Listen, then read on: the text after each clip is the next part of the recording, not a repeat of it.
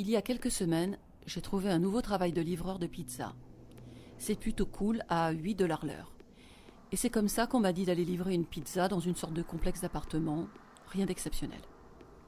Alors que j'étais en train de frapper à la porte, une jolie fille mignonne m'ouvre et me sourit. Et tout à coup, la livraison prend une tournure plutôt chouette. Tout en lui donnant le montant de la pizza, elle m'a répondu. « Ok, j'ai l'argent dans ma chambre. » Ensuite, elle m'a demandé d'entrer et d'attendre. Il faut savoir que dans n'importe quelle autre circonstance, je leur ai dit non, parce que c'est sûrement la chose la plus intelligente à faire. Mais bon sang, cette fille était si mignonne. Et en plus, qu'aurait-elle pu faire qui puisse me blesser ? Ensuite, toujours souriante, elle revient de sa chambre avec l'argent, puis laisse tomber la monnaie et se penche lentement pour la récupérer. Exhibant ses seins dans son débardeur, puis en remontant, me sourit et me donne l'argent.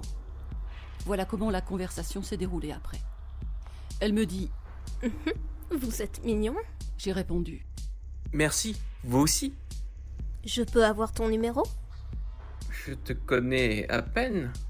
Pourquoi ne pas commencer par passer un moment ensemble pour parler ? Oh, d'accord, mais seulement pour 10 minutes. Bon, elle m'a conduit dans sa chambre et on allait partager la pizza. Mais dès qu'on s'est retrouvés là-bas, j'ai été déconcertée par ce que je voyais car sa chambre était littéralement bourrée de trucs style BDSM. Menottes, colliers, chaînes, culottes sales fouets, etc. Le petit aperçu m'avait littéralement scotché. Et ensuite, j'ai marmonné quelque chose comme « Oh, ce n'est pas grave, je dois y aller. » Et là, j'ai décarpi. Je suppose que la leçon que j'ai apprise est que, même si quelqu'un a l'air d'être inoffensif, il y a toujours une petite chance qu'il ne le soit pas. Aussi attrayant qu'il puisse paraître, ne jamais faire confiance à un étranger.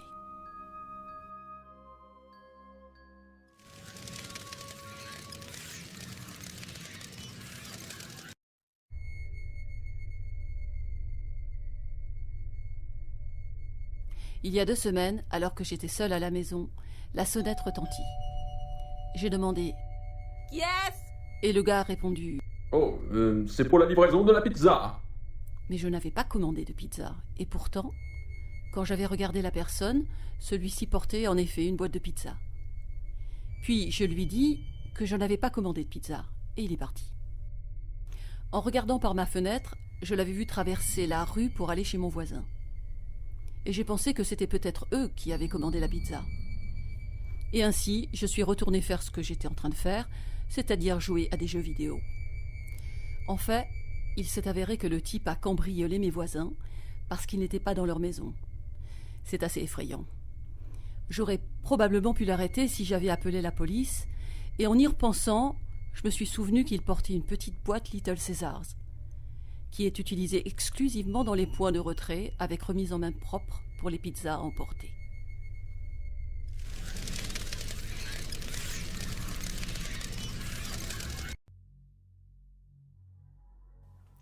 Quand j'avais 20 ans, il y a donc 6 ans de cela, je travaillais comme livreuse pour une pizzeria assez en vogue de mon quartier. Au départ, je débutais mon travail en fin de matinée pour finir en milieu d'après-midi. Mais lorsque le livreur de l'équipe de nuit a été licencié, parce qu'on lui avait ôté son permis de conduire pour conduite en état d'ivresse, je me suis retrouvée affectée dans une équipe de nuit depuis que mon patron avait engagé un ami de famille qui pouvait, pour une raison que j'ignore, ne travailler qu'à mon poste. Je ne voulais vraiment pas de cette affectation, car on ne sait jamais si les gens qui commandent tard le soir veulent vraiment une pizza ou s'ils ont d'autres intentions en tête. Malheureusement, mon patron, qui était un abruti, me dit que si je n'étais pas prête à travailler de nuit, je pouvais plier bagage. La position financière dans laquelle je me trouvais ne me permettait pas de perdre mon emploi, ne serait-ce que temporairement, et c'est à contre-cœur que j'ai accepté.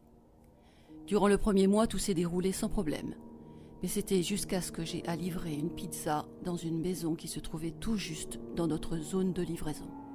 En boxant l'adresse sur mon GPS, je pouvais voir que la maison était située dans une partie de la ville plutôt banlieusarde. Lorsque je m'y suis présentée, il était environ 23 heures. Le quartier était extrêmement calme, mal éclairé et principalement composé de pavillons modernes, mais la maison dans laquelle je devais livrer une pizza était un duplex. Arrivé devant la porte, j'ai sonné et attendu environ 30 secondes. Pas de réponse. J'ai sonné à nouveau et j'ai encore attendu 30 secondes. Toujours pas de réponse. Et là, j'ai commencé à craindre que quelque chose se passe. Mais heureusement, à cet instant, un homme avait ouvert la porte. Il semblait avoir une quarantaine d'années. Il était assez grand, très maigre, et mesurait peut-être un peu plus d'1,80 m. Puis je lui ai dit « Voici la pizza que vous avez commandée, monsieur. » Et là, il s'est mis à me fixer sans bouger d'un poil. C'est alors que je lui ai demandé s'il allait bien. Et il a répondu en disant « Oui, je vais bien, désolé. Je suis parti du travail il n'y a pas si longtemps et je suis un peu dans les vapes. » C'est normal, je suppose. Puis il me tendit l'argent et moi la pizza. Mais alors que je faisais la monnaie, il me dit « Tu es vraiment belle, tu le sais ?» Sans trop y penser, je le remerciais pour le compliment et lui rendais la monnaie. Sur ce, je le saluai et il en fit de même pour moi. Puis j'étais retourné vers ma voiture et reparti pour acheminer mes prochaines livraisons nocturnes. Quelques jours plus tard, j'avais reçu un ordre de livraison destiné au même endroit. Et je m'y étais rendu à peu près à la même heure que la dernière fois. Après que j'eus sonné à la porte, il l'ouvrit et semblait très excité et dit « Hé, c'est encore toi, comment vas-tu ?» Je lui ai dit que j'étais fatigué et que j'avais hâte de rentrer chez moi. Ce à quoi il a répondu en gloussant. « Je connais bien ce sentiment. » Tout en sortant son portefeuille. Pendant qu'il comptait son argent, il m'avait demandé comment je m'appelais. Étant un peu fatigué à ce stade et n'ayant pas vraiment les idées claires, je lui ai stupidement donné mon nom. Et pendant que je faisais la monnaie, il m'a demandé s'il pouvait avoir mon numéro de téléphone et me dit « J'aimerais sortir avec quelqu'un d'aussi beau que moi. » Waouh, mec, mais la pédale douce. Je n'avais littéralement rencontré ce type que 2 fois pour des livraisons de pizza. Je n'avais aucune idée de qui il était, et lui n'en savait certainement pas plus sur moi. Une autre chose à mentionner est que je paraissais beaucoup plus jeune que je ne l'étais à l'époque. On me donnait toujours une quinzaine d'années. Mais j'osais espérer que ce n'était pas son cas, et je spéculais sur le fait qu'il ne pouvait pas me draguer tout en pensant que j'étais une ado. Puis je suis restée clouée sur place, un peu gauche, pendant quelques secondes avant de dire « Désolé, j'ai un petit ami. » Énervé, il a répondu « Oh, ok, je vois. » Puis après un petit silence, je l'ai salué et je suis retournée vers ma voiture. Il ne dit rien, mais resta sur le seuil de sa porte à me fixer, puis rentra chez lui après que j'ai démarré ma voiture. Ce gars m'avait laissé une sensation louche dont j'avais même parlé à mes collègues qui trouvaient eux aussi que c'était plutôt flippant. Sauf pour mon patron, qui malgré le fait qu'il ait tout entendu, avait prétendu que j'étais en train d'inventer des histoires pour susciter de la compassion en raison du poste de travail qui m'avait été attribué. Quelle espèce d'abruti fini! Une semaine plus tard, alors que j'étais en poste de nuit, nous avions reçu à nouveau une commande du même type, et là les choses ont commencé à se gâter. Je me souviens qu'en arrivant sur mon lieu de livraison, aux alentours de 22h30, il me semblait avoir aperçu qu'aucune lumière n'était allumée. Puis j'étais sortie de ma voiture et m'étais dirigée vers la porte d'entrée avec la pizza sur les bras. Alors que je m'approchais, la porte s'ouvrit précipitamment. Et là, je me suis retrouvée soudainement nez à nez avec l'homme, ce qui me fit sursauter. Cette fois, il portait un costume. Il se mit à rire et me dit « Désolé si je t'ai fait peur. Je t'ai vu par la fenêtre et je me suis dit que je devais ouvrir la porte immédiatement pour que tu n'aies pas à sonner. » À ce moment-là, j'ai commencé à avoir peur, car comme je l'ai déjà mentionné, on ne pouvait voir aucune lumière dans cette maison. Et aurait-il pu rester assis dans le noir pendant tout ce temps? Et si oui, pourquoi? Puis j'ai ressenti monter en moi un rire nerveux, contenu, et j'ai répondu « Ok, tout va bien ». Ensuite, il m'a soudainement demandé si j'aimais son costume, ce à quoi j'ai répondu de manière robotique « Oui ». Puis il a enchaîné avec « Voudrais-tu sortir avec moi ce soir ?» C'est quoi cette pause? Une fois de plus, je lui avais dit que j'avais un petit ami, ce qui le fit rire, et en se rapprochant de mon oreille, me dit « Chérie, il est impossible qu'une fille de ton âge soit dans une relation sérieuse. Si tu sors avec moi, je te montrerai comment un vrai homme traite une fille. » Sur ce, il saisit violemment la pizza que j'avais sur les bras, et la jeta à terre et empoigna brutalement mon bras. À cet instant, j'étais littéralement tétanisée, submergée par la peur et l'envie de pleurer. Et là, j'ai commencé à le supplier. « Monsieur, s'il vous plaît, je veux juste rentrer chez moi, je ne veux pas aller à un rendez-vous ce soir. C'est alors qu'il m'a fixé avec le regard le plus sinistre qu'il n'ait jamais été donné de voir et me dit « Je m'en fiche, rentre immédiatement, on va passer un bon moment. » À ce moment-là, tandis qu'il essayait de m'entraîner dans la maison, j'essayais de résister de toutes mes forces. Au beau milieu de la lutte, il lâcha un de mes bras pour prendre quelque chose dans sa poche, que je présumais être un couteau. À cet instant, contre toute attente, j'ai fait quelque chose dont je suis encore reconnaissante aujourd'hui. J'ai utilisé mon bras libre pour le frapper aussi fort que je le pouvais sur l'estomac. Le coup l'ayant déstabilisé pendant quelques secondes, il a soudainement lâché prise, me permettant ainsi de me libérer et de courir très vite vers ma voiture. Mais au moment où j'allais réussir complètement à rentrer dedans, il s'est précipité sur moi, tout en essayant de me tirer hors de la voiture, avec dans l'une de ses mains mon bras et dans son autre main un couteau, tout en me criant « Pourquoi rends-tu cela si difficile ?» Illico. J'attrapais une bouteille de soda à moitié vide, que j'avais dans le porte-gobelet, et je la lui catapulte, et fort heureusement, lui frappe la tête, ce qui, l'espace d'un instant, le fit lâcher prise et reculer, me laissant juste le temps de claquer ma porte.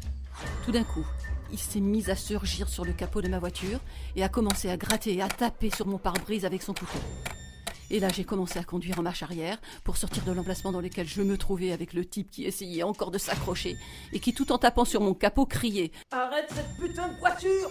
Puis j'ai pris le premier virage en vue, ce qui l'a heureusement éjecté de mon capot. Puis j'ai appuyé à fond sur l'accélérateur pour m'éloigner le plus rapidement possible de ce malade.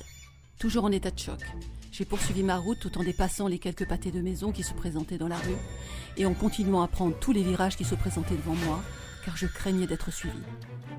C'est en atteignant finalement un feu rouge que j'ai brusquement freiné, et je suis restée là, inerte, figée, hébétée par ce qui venait de se passer.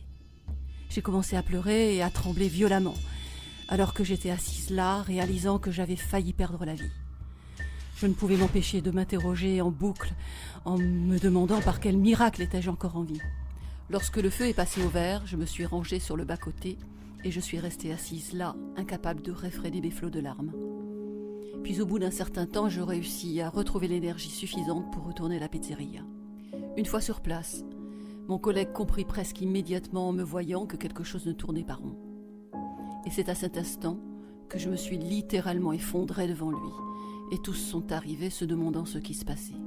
Tout en luttant contre mes larmes, j'avais expliqué ce qui venait de m'arriver. Alors que mon collègue était en train de me réconforter, mon patron, à ma grande surprise, a commencé à se confondre en excuses pour ce qui s'était passé et pour m'avoir mise dans l'équipe de nuit. Ensuite, il m'a emmenée dans son bureau et m'a tendu le téléphone pour que je contacte la police. Une fois sur place, celle-ci a pris ma déposition, ainsi que des photos comme preuve à charge de toutes les marques que j'avais sur moi, ainsi que les éraflures qui se trouvaient sur ma voiture.